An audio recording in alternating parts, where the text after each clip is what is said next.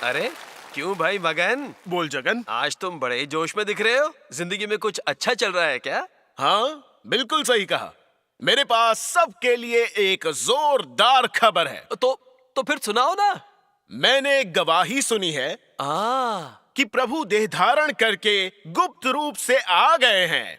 क्या देह धारण किया है? हाँ और चुपके से आ गए हैं? हाँ भाई हाँ। मैं नहीं मानता। हाँ, क्योंकि बाइबल ने भविष्यवाणी की है कि प्रभु बादलों पर उतर कर आएंगे और हम सब उन्हें देखेंगे। क्या दृश्य होगा वो! बिजली कड़केगी, बादल गरजेंगे, फौजी मार्च करेंगे, धरती और स्वर्ग थर्रा उठेंगे, हर तरफ खुशियां होंगी, जबरदस्त जोश होगा, जय जयकार गूंजेगी, उमंग और उल्लास होगा। अरे तुम तो नशे में लग रहे हो। हाँ, क्यों नहीं? तुम्हें कहानी का सिर्फ एक हिस्सा पता है, पूरी कहानी नहीं। अच्छा, ये आइडिया तुम्हें मिला कहाँ से? प्रकाशित वाक्य 1:7 में इस बारे में क्या लिखा है? देखो, वह बादलों के साथ आने वाला है और हर एक आंख उसे देखेगी, वरन जिन्होंने उसे बेधा था वे भी उसे देखेंगे और पृथ्वी के सारे कुल उसके कारण छाती पीटेंगे। अच्छा, तुमने अभी कहा प्रभु जब बादलों पर आएंगे तो लोगों में उमंग और जोश होगा। तो मैंने क्या कहा? तो ये बात कहां से आई कि पृथ्वी के सारे कुल उसके कारण छाती पीटेंगे? है? बोलो। है? हैं? लोग उन्हें बादलों पर उतरते देखकर विलाप क्यों करेंगे? इसे समझने के लिए सबसे पहले हमें दूसरी भविष्यवाणियों पर भी नजर डालनी होगी। दूसरी भविष्यवाणी?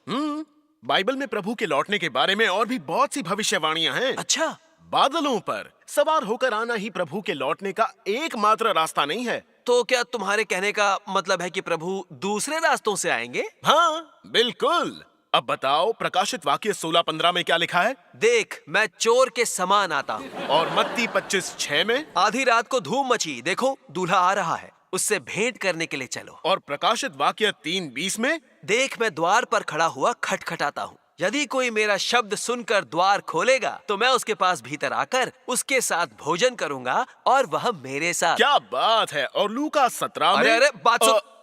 यहाँ तुम्हें बाइबल पर मीटिंग करनी है क्या? मैं तो सिर्फ प्रभु के लौटने के तरीकों की बात कर रहा हूँ। तो क्या बाइबल के इन अंशों से साबित होता है कि प्रभु दूसरे रास्तों से आएंगे? तुम नहीं बता पाए? हाँ। आधी रात को धूम मची, हाँ। मैं द्वार पर खड़ा हुआ खटखटाता हूँ, मैं चोर के समान आता हूँ। तो क्या तुम्हें इससे कुछ समझ में नहीं आ रहा?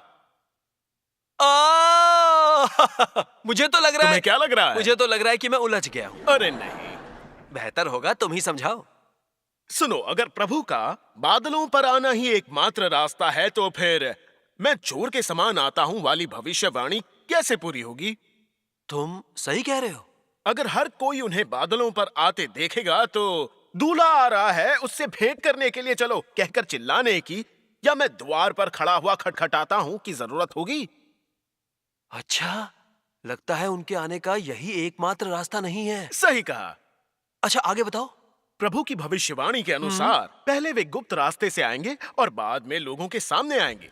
आधी रात को धूम मची, मैं द्वार पर खड़ा हुआ खटखटाता हूँ और मैं चोर के समान आता हूँ। इसका अर्थ है प्रभु का गुप्त रास्ते से आना। देखो, वह बादलों के साथ आने वाला है, मतलब प्रभु का लोगों के सामने आना। इस तरह से प्रभु की भविष्यवाणियां पूरी होंगी। ओह, तो इसका मतलब है कि प्रभु पहले गुप्त रूप से आएंगे और फिर लोगों के सामने। बिल्कुल। अरे, तो वे गुप्त रूप से क्यों आएंगे? गुप्त रूप से आने का मतलब है परमेश्वर का देह धारण करके मनुष्य के पुत्र के रूप में धरती पर आना। देह धारण करके मनुष्य के पुत्र के रूप में? भविष्यवाणी में इसका कोई आधार है? इसका आधार भविष्यवाणी में है। प्रभु यीशु ने कई बार भविष्यवाणी की है कि वे मनुष्य के पुत्र के रूप में लौटेंगे, मनुष्य के पुत्र के रूप में प्रकट होंगे और मनुष्य के पुत्र के रूप में आएंगे। उदाहरण के रूप में क्या तुम बताओगे मुझे कि लूका 17:24-25 में क्या लिखा है? क्योंकि जैसे बिजली आकाश के एक छोर से कौंध कर आकाश के दूसरे छोर तक चमकती है, वैसे ही मनुष्य का पुत्र भी अपने दिन में प्रकट होगा। परंतु पहले अवश्य है कि वह बहुत दुख उठाए और इस युग के लोग उसे तुच्छ ठहराएं। भविष्यवाणी में वाकई इसका आधार है। अच्छा, तो मनुष्य का पुत्र का क्या मतलब? मनुष्य का पुत्र, इसका मतलब है कि सामान्य मानवता के साथ इंसान के माध्यम से जन्म लेना। अगर ये कोई आत्मा या आध्यात्मिक हस्ती है तो हम इसे मनुष्य का पुत्र नहीं कह सकते। हाँ, सही कहा। इसीलिए मनुष्य के पुत्र के रूप में प्रकट होने और मनुष्य के पुत्र के रूप में आने के बारे में प्रभु की भविष्यवाणियों का मतलब प्रभु का देहधारी के रूप में लौटना है। अगर परमेश्वर देहधारी ना हो तो उन्हें मनुष्य का पुत्र नहीं कहा जा सकता। जिस तरह आत्मा के रूप में यहोवा परमेश्वर को मनुष्य का पुत्र नहीं कहा जा सकता। ओ, तो मनुष्य के पुत्र के रूप में आने का अर्थ है देहधारी परमेश्वर। सही कहा। ये सब कितना बड़ा रहस्य है। लेकिन प्रभु यीशु ने भी ये भविष्यवाणी की थी, परंतु पहले अवश्य है कि वह बहुत दुख उठाएं और इस युग के लोग उसे तुच्छ ठहराएं। इसका मतलब ये प्रभु के देहधारी के रूप में लौटने का और भी बड़ा प्रमाण है। अब तुम ही बताओ, अगर ये सच है कि प्रभु बादलों पर ही लौटे तो उनकी कही भविष्यवाणी कैसे पूरी होगी? सही है। अगर प्रभु केवल बादलों पर ही लौटे तो किसकी हिम्मत है कि उनका विरोध करे या उन्हें नकारे? हाँ, अब तुम समझे। हाँ, अब मैं समझ गया। हाँ तो परमेश्वर अंत के दिनों में देह धारण करके क्यों आते हैं? हाँ, ये सवाल काफी अच्छा तो है। चलो समझाओ। परमेश्वर अंत के दिनों में मुख्यतः न्याय का कार्य करने देहधारी के रूप में आते हैं। न्याय का कार्य करने? सर्वशक्तिमान परमेश्वर कहते हैं, इस समय जब परमेश्वर देहधारी हुआ तो उसका कार्य प्राथमिक रूप में ताड़ना और न्याय के द्वारा अपने स्वभाव को व्यक्त करना है। इसे नींव के रूप में उपयोग करके वह मनुष्य तक अधिक सत्य को पहुंचाता है, अभ्यास करने के और अधिक मार्ग दिखाता है और इस प्रकार मनुष्य को जीतने और मनुष्य को उसके भ्रष्ट स्वभाव से बचाने के अपने उद्देश्य को प्राप्त करता है। राज्य के युग में परमेश्वर के कार्य के पीछे यही निहित है। हाँ, तो परमेश्वर सत्य व्यक्त करने और न्याय कार्य करने के लिए देह धारण करके आते हैं। और इससे प्रभु यीशु की भविष्यवाणियां पूरी हो जाती हैं। कौन सी भविष्यवाणियां? पिता किसी का न्याय नहीं करता, परंतु न्याय करने का सब काम पुत्र को सौंप दिया है। जो मुझे तुच्छ जानता है और मेरी बातें ग्रहण नहीं करता है, उसको दोषी ठहराने वाला तो एक है, अर्थात जो वचन मैंने कहा है वही पिछले दिन में उसे दोषी ठहराएगा। परमेश्वर अंत के दिनों में सत्य व्यक्त करने के लिए देह धारण करके आते हैं। उसकी भविष्यवाणियां पहले ही बाइबल में कर दी गई हैं। सही कहा। अच्छा सुनो, परमेश्वर आत्मा के रूप में न्याय का कार्य क्यों करते हैं? सोचो इस पर। अगर परमेश्वर ने आत्मा के रूप में सत्य व्यक्त किया और न्याय का कार्य किया, तो क्या लोगों के लिए इसे समझना और स्वीकार करना आसान होगा? अच्छा, इससे मुझे याद आया, बाइबल में लिखा है, सब लोग गर्जन और बिजली और नरसिंगे के शब्द सुनते और धुआं उठते हुए पर्वत को देखते रहे और देख के कांपकर दूर खड़े हो गए। और वे मूसा से कहने लगे, तू ही हमसे बातें कर, तब तो हम सुन सकेंगे। परंतु परमेश्वर हमसे बातें न करे, ऐसा ना हो कि हम मर जाएं। और बाइबल का ये अंश हमें क्या बताता है? अगर परमेश्वर स्वर्ग में गर्जना करते हुए बोलते हैं तो लोग समझेंगे नहीं, ना उसके पास जाने की हिम्मत करेंगे। क्या ये तुम्हें सही लगता है? हाँ, बिल्कुल सही लगता है। यहोवा परमेश्वर ने मूसा से कहा था, तू मेरे मुख का दर्शन नहीं कर सकता, क्योंकि मनुष्य मेरे मुख का दर्शन करके जीवित नहीं रह सकता। और इसीलिए परमेश्वर को न्याय का कार्य करने के लिए देह धारण करके आना पड़ता है। सर्वशक्तिमान परमेश्वर कहते हैं, यदि उसने आत्मा के तरीके से सीधे तौर पर मनुष्य को बचाने का प्रयास किया होता तो मनुष्य उसके उद्धार को प्राप्त करने में असमर्थ होता। और यदि परमेश्वर सृजित मनुष्य का बाहरी रूप धारण नहीं करता तो मनुष्य के लिए इस उद्धार को पाने का कोई मार्ग नहीं होता, क्योंकि मनुष्य किसी भी तरीके से उस तक नहीं पहुंच सकता है। उसी प्रकार जैसे कोई भी मनुष्य यहोवा के बादल के पास नहीं जा सकता था, केवल सृष्टि का एक मनुष्य बनने के द्वारा ही, अर्थात अपने वचन को देह में रखकर ही वो मनुष्य बनेगा। वह व्यक्तिगत रूप से वचन के कार्य को उन सभी मनुष्यों में कर सकता है जो उसका अनुसरण करते हैं। केवल तभी मनुष्य स्वयं उसके वचन को सुन सकता है और देख सकता है और उसके वचन को ग्रहण कर सकता है। तब इसके माध्यम से पूरी तरह से बचाया जा सकता है। अब मैं अच्छी तरह से समझ गया। परमेश्वर देह धारण करके आते हैं क्योंकि उनकी प्रबंधन योजना को इसकी आवश्यकता है, क्योंकि दूषित इंसान को इसकी आवश्यकता है। हाँ, ये बहुत बहुत गहरी बात है। परमेश्वर के गुप्त रूप से देह धारण करके आने की अहमियत तो और भी ज्यादा है। ओह, और भी ज्यादा? बाइबल में भविष्यवाणी की गई है कि जब प्रभु लौटेंगे तो वे अच्छे सेवकों को दुष्ट सेवकों से, बकरियों को भेड़ों से, घास को गेहूं से और बुद्धिमान कुंवारियों को मूर्ख कुंवारियों से अलग कर देंगे। हाँ, ऐसा ही है। पर कार्य करने के लिए परमेश्वर का देह धारण करके आने से इसका क्या मतलब? मैं तुम्हें इसकी एक मोटी सी मिसाल देता हूँ। हाँ, तो दो ना। अगर राजा जनता से सहानुभूति दिखाना और गद्दारों को उखाड़ फेंकना चाहता है तो इसका बेहतरीन तरीका क्या है?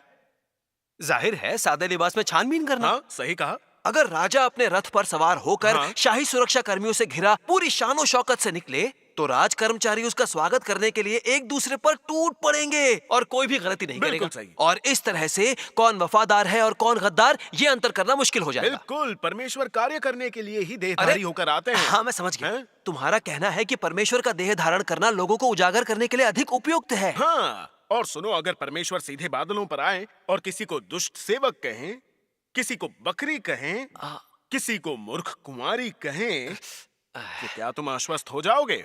बिना तथ्यों के सत्य उजागर करने पर मैं तो आश्वस्त नहीं होऊंगा। इसलिए जब परमेश्वर देह धारण करके कार्य करने आते हैं तो इससे सभी लोग उजागर होते हैं।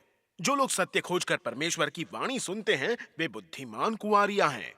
वे सर्वशक्तिमान परमेश्वर के वचनों और कार्यों में परमेश्वर का प्रकटन देखते हैं और वे उनकी वापसी का स्वागत करते हैं। परमेश्वर की भेड़ उनकी वाणी सुनती है। चूंकि परमेश्वर सामान्य नजर आते हैं, इसलिए मूर्ख कुंवारियां उन्हें लापरवाही से आंकती हैं, उनका विरोध और बहुत तिरस्कार करती हैं, और उससे दुष्ट लोग उजागर होते हैं। क्या बात है!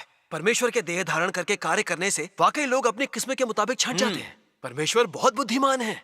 अंत के दिनों में परमेश्वर कार्य करने, सत्य व्यक्त करने, न्याय कार्य करने, लोगों को शुद्ध करने और उन्हें बचाने और भयंकर आपदा से पहले विजेताओं का समूह बनाने के लिए देह धारण करके आते हैं। फिर परमेश्वर भयंकर आपदा लाकर इनाम और सजा देना शुरू करते हैं और उसके बाद वे सभी देशों और लोगों के सामने प्रकट होते हैं। अरे वाह! तो ये है परमेश्वर के कार्य के चरण। सर्वशक्तिमान परमेश्वर के अंत के दिनों के कार्य को स्वीकारने वाले लोग परमेश्वर के वचनों में ताड़ना का अनुभव करके शुद्ध हो जाते हैं और उन्हें परमेश्वर के राज्य में लाया जाता है और वे परमेश्वर के वादों और आशीषों का आनंद उठाते हैं। लगता है प्रभु की वापसी के स्वागत में मुख्य बात है प्रभु की वाणी को सुनना और अंत के दिनों में गुप्त रूप से देहधारी परमेश्वर के लिए कार्य को स्वीकारना। हाँ, ये सही है। सर्वशक्तिमान परमेश्वर कहते हैं, कई लोग मैं क्या कहता हूं इसकी परवाह नहीं करते हैं, किंतु मैं ऐसे हर तथाकथित संत को बताना चाहता हूं जो यीशु का अनुसरण करते हैं कि जब तुम लोग यीशु को एक श्वेत बादल पर स्वर्ग से उतरते हुए अपनी आंखों से देखो तो ये धार्मिकता के सूर्य का सार्वजनिक प्रकटन होगा। शायद वह तुम्हारे लिए एक बड़ी उत्तेजना का समय होगा, मगर तुम्हें पता होना चाहिए कि जिस समय तुम यीशु को स्वर्ग से उतरते हुए देखोगे तो यही वह समय भी होगा जब तुम दंड दिए जाने के लिए नीचे नरक चले जाओगे। यह परमेश्वर की प्रबंधन योजना की समाप्ति की घोषणा होगी और ये तब होगा जब परमेश्वर सज्जन को पुरस्कार और दुष्ट को दंड देगा, क्योंकि परमेश्वर का न्याय मनुष्य के संकेतों को देखने से पहले ही समाप्त हो चुका होगा, जब वहां सिर्फ सत्य की अभिव्यक्ति ही होगी। सर्वशक्तिमान परमेश्वर के वचन एकदम स्पष्ट हैं। अगर लोग मूर्खता से प्रभु यीशु के सबके सामने बादलों पर उतरने का इंतजार करें और जब वे गुप्त रूप से आए तो उनके कार्य को नकार दें और उसका विरोध करें, तो उसके नतीजे भयंकर और कल्पना से परे होंगे। अगर आप उस समय का इंतजार करें जब परमेश्वर सबके सामने बादलों पर उतर कर आएंगे और तब आप उन्हें स्वीकार करेंगे, फिर तो ये समंदर में नाव के छेदों को भरने जैसी बात हुई। तब तक बहुत देर हो जाएगी। अच्छा सुनो, अब मुझे जाना होगा। अरे अरे, तुम कहां जा रहे हो? सर्वशक्तिमान परमेश्वर के अंत के दिनों के कार्य की जांच करने। ये वाकई समझ गया है।